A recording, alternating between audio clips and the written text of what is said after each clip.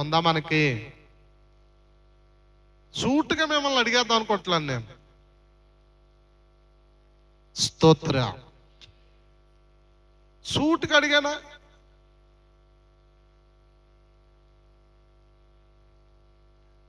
రై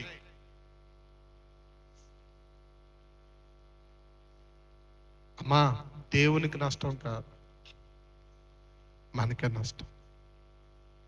చెప్పండి, దేవునికి నష్టం కాదు, మనకే నష్టం.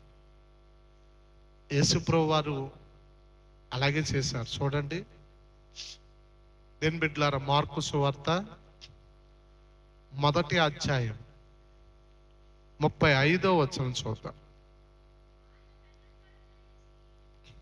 అమ్మా, మార్కు సువార్త 1వ అధ్యాయము 35వ వచనం. స్వయంగా యేసుప్రభు వారు భూలోకంలో ఉండగా ఆయన కూడా అమ్మా సహవాసంలో ఉన్నాడు.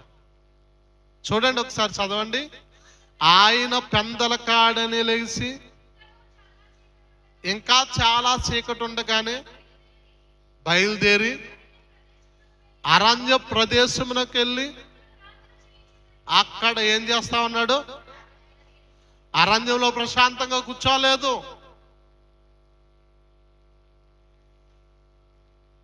దేవుని సంగమా, మన జీవితాలు కొన్నిసార్లు అరణ్యం లాగానే ఉంటాయి. మన కుటుంబాలు కూడా కొన్ని సమయాలు అరణ్యం లాగానే మారిపోతాయి. మన కుటుంబంలో ఉన్న పరిస్థితులు మన కుటుంబంలో ఉన్న పరిస్థితులు కొన్నిసార్లు అరణ్యంలాగా మారిపోతాయి. అరణ్యము అనగా అర్థం ఏంటో తెలుసా? అంతా శూన్యమే. ఏంటి? ఆ సమయంలో నువ్వు ప్రార్థించాలి.